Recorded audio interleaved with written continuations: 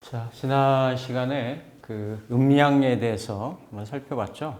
그러니까 세상의 모든 그 사물의 변화의 모습들이 인사를 포함해가지고 사람의 일을 포함을 해서 음양의 변화 아닌 게 없죠. 이게 다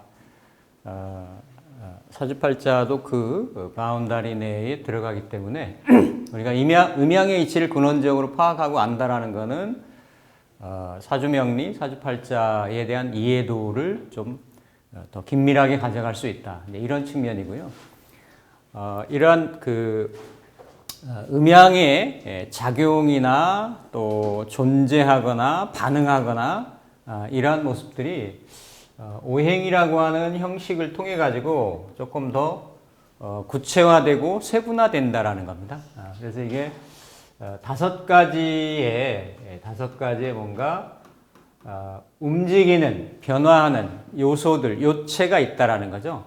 우리가 이거 이제 간다라고 할 때, 그렇죠? 뭐 행동, 행위, 움직임 이런 거 할 때 이제 이렇게 다섯 가지의 움직이는, 변화하는 요소들, 요체들 이렇게 볼 수가 있고요. 이거는 어떤 그 한 방향이 아니라 이렇게 가고 오는 이런 양방향성.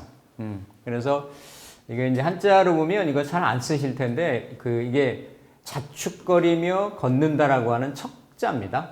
이건 이제 자축거린다라고 하는 이 맞자고 이게 땅 이름도 쓰기도 하고 하는데 어쨌든 이렇게 그냥 이렇게 고속도로 달리듯이 확 달리고 이러는 게 아니라 어떤 형태로든지 간에 지향점이나 목적성을 향해 가지고 이렇게 이제 좀 힘들게 비틀비틀 걷는, 그러면서 왕래하는 현 시간에 음양의 모습 말씀드렸죠. 이렇게 상보성, 상대성, 순환성, 동시성 뭐 이런 그런 모습들이 이러한 행태나 방식을 통해 가지고 이루어진다라는 겁니다. 그래서 이 그 명리라고 하는 것은 음양도 들어있고 오행도 들어있고 좀 이따 더 다루게 될 오행을 어떻게 보면 말을 더 붙인다라고 하면 이렇게 10가지로 또 이렇게 천간 같은 경우 세분을 했죠. 지지는 12가지로 이렇게 세분을 했고, 그래서 흔히 말하는 오행을 우리가 목화 토 금 수다 해서 뭐 이거를 모르는 사람이 없습니다. 우리가 뭐 요일도 그렇게 그 쓰고요. 월요일부터 뭐 이렇게 일요일까지 거기에 이제 목화 토 금 수 오행이 다 들어가 있죠. 그리고 주변이나 이렇게 사물에서도 얼마든지 비유적으로 상징적으로 우리가 인지할 수 있는 개념들이, 이런 오행의 개념들이 들어가 있는데 명리에서는 이러한 오행의 개념들이 조금 더 긴밀하게 팔자를 구성하고 또 해석하는 근원 요인이기도 한다. 그래서 팔자의 속성을 이해하고 파악하는 데 굉장히 중요한 요인이다. 그래서 크게는 이렇게 목화토금수, 그렇죠? 목화토금수 오행을 흔히 오행 5가지의 요소들이죠. 이거를 세분을 하면 이렇게 5가지로 구분을 할 수가 있습니다. 이런 부분을 우리가 그냥 뭐 나무 하면 목 이렇게 이제 얘기를 하는데, 크게 보면 이게 그러니까 단면적으로 단편으로 보는 게 아니라 이거를 운동성의 측면에서 이해를 해야 된다라는 거예요. 그러니까 목이라고 하면 우리가 이 목이라고 하는 행동, 이건 뭐 우리가 인식의 작용에서 모르는 사람들이 없죠. 이건 나무고 봄이고 자라고 시작하고 뭔가 이러한 모습들. 그러니까 이게 다 연결이 돼 있는 거예요. 이렇게 목, 화, 그렇죠? 이렇게 금, 수로 해서 이렇게 연결이 돼 있고, 이 목화금수의 운동이 일어나는 그 어떤 토대가 되고 근원이 되고 배경이 되고 바탕이 되는 것을 우리는 토라고 한다. 그래서 이런 부분들이 행위라고 하는, 그렇죠?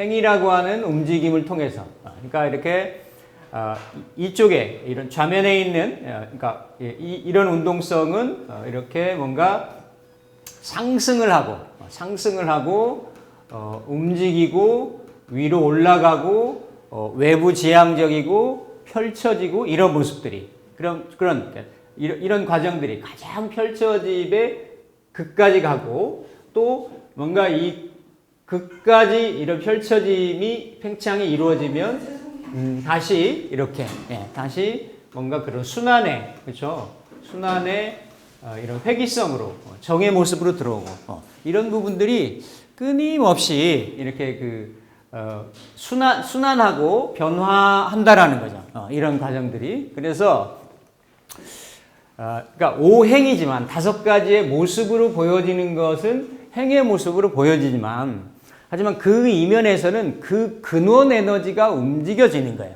우리의 인지작용에 오감의 인지작용에 목이라고 느껴지고 화라고 느껴지고 이럴 뿐이지 그 자연의 이면에서는 음과 양의 운동성이 시간과 공간을 순행하고 돌아가면서 그 시점에서 목의 모습으로, 화의 모습으로, 금의 모습으로, 수의 모습으로 이렇게 인지되고 체감된다라는 거예요. 사주명리라고 하는 것은 현실의 학문이고 실질의 에너지 변화를 포착을 해서 쓰는 학문이기 때문에 이런 것들이 그러한 성향들이 그대로 모여진다라는 거예요. 이 사람이 예를 들어서 갑일날 태어났다라고 하면 목의 성향. 그럼 갑이라고 하는데 나머지 화수, 금 이런 에너지가 없느냐? 그게 아니다라는 얘기예요. 그러니까 이거를 너무 원사이드하게 한 면으로만 보려고 하면 목에는 목만 있고 아무런 나머지 에너지가 없는 거 아니냐? 그런 개념이 아니고 우리가 인지되고 뭔가 이렇게 포착되는 그러한 어떤 바운더리 내에 놓고 볼 때는 이러한 두드러지는 작용력들을 우리는 목화토금수의 오행이라고 한다.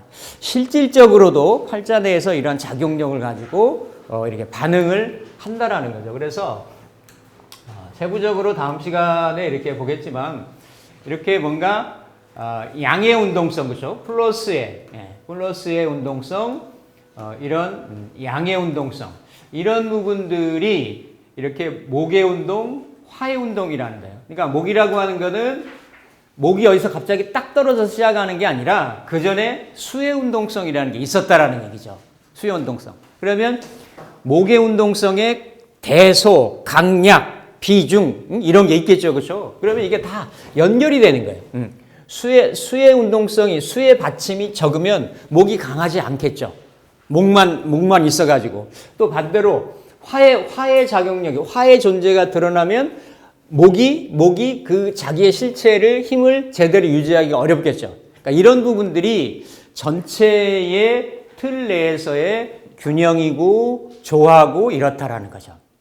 그래서 이렇게 오행이라고 하는 그러니까 목이라고 하는 거는 뭔가 시작하는 거예요.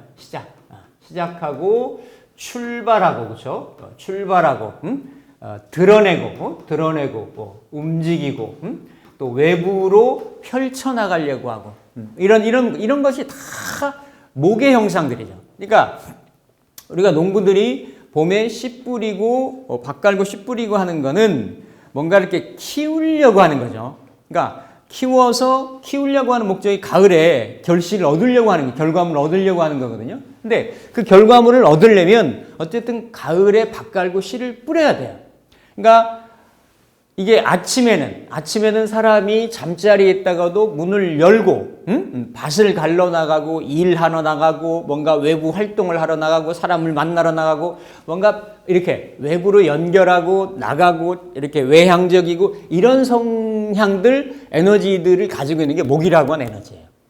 그러니까 뭔가를 키우려고 하니까 이렇게 보살피려고 하니까 자라나는 새싹을 얘기하고 미래의 꿈나무를 얘기하고 뭔가의 가을 농사를 생각하니까 구상을 얘기하고 계획을 얘기하고 미래지향적이 되고 이렇게 되는 거지. 이런 다 모습들이 나무라고 하는 한 글자로 우리가 나무, 목 이렇게 얘기를 하지만 자연에서 이 목이라고 하니까 우리가 흔히 이렇게 목화토금수를 얘기할 때는 지난 시간에 말씀드렸듯이 이 어떤 하나의 그런 상징적인, 그러니까 현실화, 유형화되고 우리가 나무라고 딱 지정을 해서 뭔가 인지가 되는 이런 거 이면에 먼저 작용하는 그 근저 에너지를 우리는 목화토금수의 오행이라고 얘기하는 거고 이거를 그냥 눈에 보이지도 않고 느끼지 않고 감각이 안 되는데 인지가 안 되는데 이걸 가지고 예를 들어서 무엇으로 형상화하고 무엇으로 내가 어떤 체감, 체득, 인지를 할 건가? 그냥 나무랑 비슷하다, 이렇게.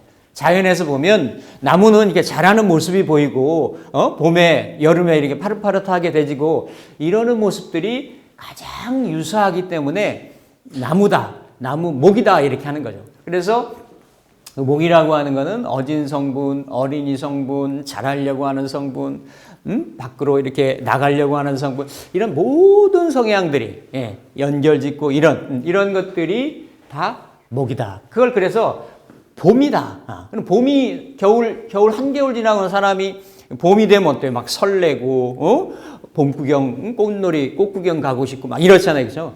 그러한 모습들이 목이 가지고 있단 말이에요. 목이.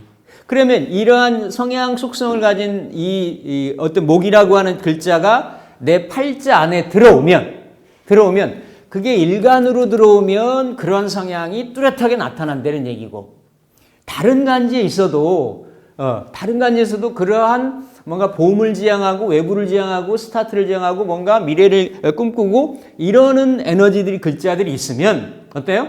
그 나머지 반대 금이나 수의 성향들보다는 훨씬 그렇죠? 이러한 봄의 성향을 띠기가 쉽다라는 거죠. 이게 사람을 파악하거나 속성을 파악하거나, 그러니까 세부적으로 나누면 5가지지만 5가지 작용하는 요소 요체들이 되지만 이거를 그대로 또 이렇게 공통점을 끌어올리면 이렇게 뭔가 발산하는 양의 운동성, 수렴하는 음의 운동성 이렇게 나눠진다라는 거죠. 그래서 일단 목이 있으면 자애롭다, 미래를 지향한다, 궁리한다, 기획한다, 뭔가 이렇게 베풀고 키우고 이런, 그러니까 그러한 속성들을 근원적으로 가지고 있다. 그래서 목은 이렇게 시작하고 출발하려고 하는. 그래서 목이 있으면서 뭐 이렇게 목으로 연결되는 이런 구조들이 있으면 뭔가 이렇게 일을 잘 벌리죠. 잘 베풀려고 하는 이런 부분도 있고, 물론 사주 전체적으로 구조에 따라서 다를 수는 있지만 일단은 목이 있는 명하고 목이 없는 명하고는 이런 부분에서 차이가 있다라는 거예요. 그러니까 목이라고 하는 건 하나의 뭐예요? 출발할 수 있는 거는 이게 생명력인 거예요. 목이라는 거는. 그렇죠? 이렇게 생동하는 에너지 이런 것들이 목이다, 봄이다 크게 얘기를 하는 거죠. 그래서 이런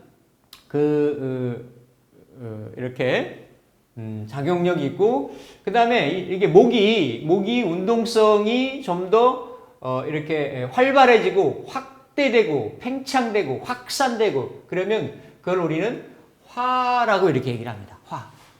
그러니까 목도 외부지향적이고 뭔가 이렇게 출발하는 에너지고 시작하는 에너지인데, 자 예를 들어서 겨울에서 뭔가 이렇게 땅을 뚫고 이렇게 뿌리가 뭔가 새싹이 시작하고 출발하려고 하는 생동 역할을 이렇게 합니다. 그러면 그걸 같은 동화하는 에너지라고 하더라도 그 에너지를 확장해가지고 최대로 이렇게 발산하는 에너지. 그러니까 다 똑같이 양의 에너지고 드러낸 에너지인데 최대로 분열하고 발산시킨 에너지가 화라는 에너지. 그러니까 원래 하나 이걸 C라고 본다라고 하면 이 C가 안에 그 유전인자를 가지고 있을 거란 말이죠. 그렇죠? 그러면 그 안에 내재되어 있는 그 속성을 만천하에 확 드러내는 거. 이렇게 분열해서 팽창해서 드러내려고 하는 거.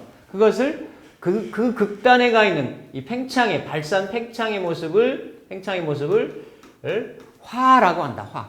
그러니까 이렇게 뭔가 이렇게 생했으면 그 존재의 모습을 드러내기 위해서 그렇죠? 이렇게 자라는 에너지, 확산하고 확 모두 다 이렇게 그 실체를 이렇게 드러내는 그런 에너지를 화다. 그러니까 같은 목화가 이런 양의 운동이고 동의 움직임이고 이런 에너지인데, 굳이 구분을 한다라고 하면 예를 들어서 목이라고 하는 거는 하나의 다 사람은 뭔가 순환 사이클에 있고 어떤 존재의 지향점이 있단 말이에요. 근데 똑같이 목도 화도 이렇게 드러내는 에너지인데 뭔가 드러내는 이러한 지향점이 목이라고 하는 거는 비교적 수직이나 수평이나 어떤 일방향성, 그러니까 직렬 구조예요. A에서 B로 연결되려고 하는. 왜 이렇게 돼야만 땅에서 이렇게 뚫고 나올 수 있어요. 지표면으로. 그리고 나와서 자랄 수가 있어요. 그런데 여기에서 목에서 화로 펼쳐지는 거는 내가 이미 스타트할 수 있는 근거가 이렇게 마련이 됐기 때문에 그걸 기반으로 해가지고 이렇게 병렬로 이렇게 아주 이렇게 분열의 팽창이나 확장으로 일어나가려고 하는 이런 모습이 어떤 화의 모습이다. 그렇죠? 뭔가 자라는 모습. 그러니까 이게 어떤 뿌리가 되고 이게 꽃과 열매로 갈 수 있는. 그러니까 자연의 이런 사시의 변화를 이제 그대로 보시면 되죠. 그대로. 근데 이거를 사람의 상징으로 팔자화시켜가지고 이게 팔자 내에 들어온단 말이죠. 들어오면 어쨌든 화라고 하는 거는 화려하고 드러내고 안에 있는 거를 이렇게 다 이렇게 뭔가 발산시키고 하는 이런. 그러니까 사람의 성향도 속성도 밝겠죠. 밝고 뭔가 외부 지향적이고 활동적이고 행동적이고 이런 부분들이 다 있는 거예요. 근데 화라고 하는 거는 이게 불의 형상이기 때문에 같은 양이라고 하더라도 이게 조절이 안 되면 지나칠 수 있단 말이에요.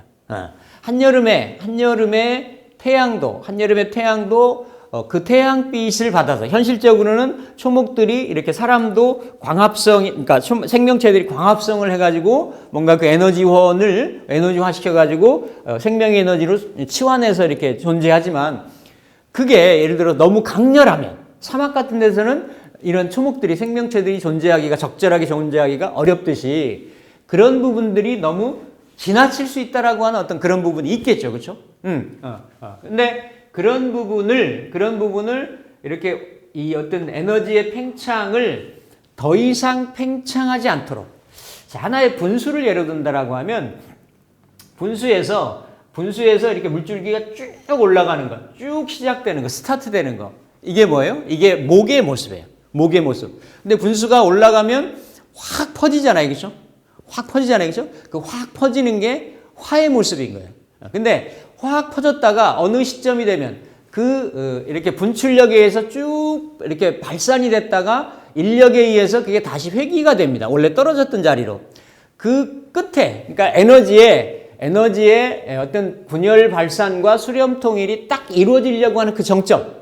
이거를 우리는 토라고 하는 거지.